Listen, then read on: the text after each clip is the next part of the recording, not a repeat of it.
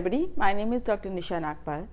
तो आज की वीडियो में हम बात करेंगे कि अगर आपके दांत में केरीज लगी है, डिकेड है, आपका दांत खराब हो चुका है और आपके डेंटिस्ट ने आपको एडवाइस करा है कि उस दांत में आरसीटी रूट कैनाल ट्रीटमेंट कराया जाए, बट आप कंफ्यूज है कि उस दांत में हम आरसीटी कराएं या हम दांत को ही निकलवा दें, क्योंकि ऐसा बहुत सा होता है। कई पेशेंट्स ऐसे आते हैं जो ये कंफ्यूज होते हैं और एंड में वो चूज़ कर लेते हैं कि दांत को ही निकलवा दें। तो मैं आपको इस वीडियो में बताऊंगी कि दांत को निकलवाना या फिर दांत बचाना ये क्या क्या उनके फ़ायदे हैं अपने अपने। तो वीडियो को एंड तक ज़रूर देखना और फिर आप एंड में समझ जाएंगे कि आपको क्या करना चाहिए। चलिए स्टार्ट करते हैं। तो देखिए, अगर आपका जो दांत है वो ख़राब हो चुका है, डिकेड है और केरीज लगी हुई है, तो आपको मैं सबसे पहले विदाउट एनी सस्पेंस यही आपको बताना चाहूँगी कि अपने दांत को बचाना चाहिए। चाहे वो फिलिंग से बचे, उसमें फिलिंग हो सके, या फिर उसको रूट कैनाल ट्रीटमेंट अगर हो सकता है तो रूट कैनाल ट्रीटमेंट से दांत को बचाया जाए। क्योंकि देखिए, यहाँ पर जब अपना दांत होता है, जो अपना ओरिजिनल है वो तो ओरिजिनल ही रहेगा और आर्टिफिशियल जो होगा वो आर्टिफिशियल ही रहेगा। चाहे आर्टिफिशियल कितना भी अच्छा हो वो आर्टिफिशियल ही रहेगा। तो जो आपका अपना दांत है ओरिजिनल, उसको बचाइए। तो रूट कैनाल ट्रीटमेंट कराने से काफ़ी लोग डरते हैं।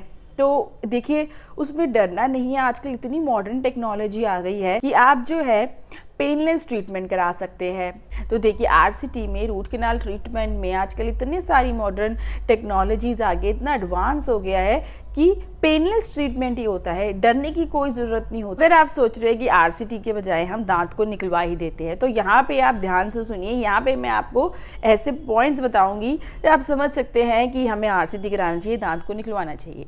तो देखिए, सबसे पहले जो पेशेंट रहता है कि आरसीटी में इंजेक्शन लगेगा और नम वाला इंजेक्शन लगेगा, तो देखिए वो दांत निकलवाने में भी लगेगा, सेम हो गया।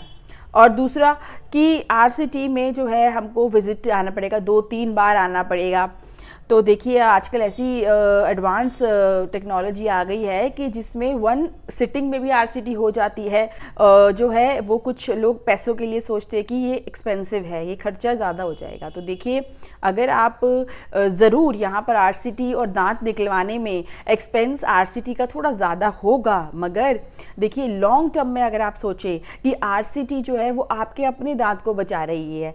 दांत निकलवाना इट्स लाइक कि बस फट से दांत तो निकल गया, मगर आप वो सोचिए कि दांत वहाँ से तो निकल गया जहाँ पर वो दांत जो पर्टिकुलरली वहाँ पे जो काम कर रहा था, दांत खाना का चबाने का, वो दांत निकलने के बाद वहाँ तो कॉम्प्रोमाइज़ हो गया। अब उसका काम कौन करेगा?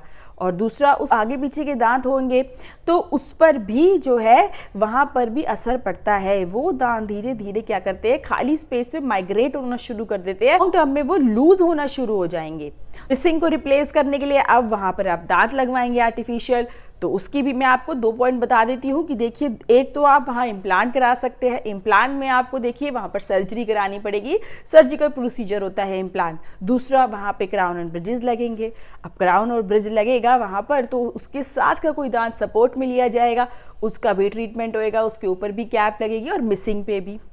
तो अगर आप पैसों से बच रहे थे, एक्सपेंस से, तो यहाँ पर ये तो मैं आपको ज़रूर बता दूं कि आरसीटी से डबल ही खर्चा आएगा। यह बराबर हो सकता है मगर कम नहीं हो सकता। जहाँ आपने इस एक्सपेंस के लिए छोड़ा तो आपको बाद में उसका डबल ही खर्चा करना पड़ा। तो यहाँ पर आप समझिए, मैं आपको ये समझाना चाहती हूँ, अगर दांत अपना बच सकता है आरसीटी की ट्रीटमेंट के बाद और उसके ऊपर क्राउन ज़रूर लगाइए आरसीटी के बाद, ट्रीटमेंट के बाद, तो अपने दांत को ज़रूर बचाइए। अब आप अच्छे से समझ गए होंगे कि यहाँ पर जो है आपको क्या करना चाहिए। तो अगर नेक्स्ट टाइम अगर आपको ये प्रॉब्लम है तो ये आप अच्छे से डिसीजन ले सकते हैं इस वीडियो को देखने के बाद। तो मिलते हैं नेक्स्ट वीडियो में। Thank you so much.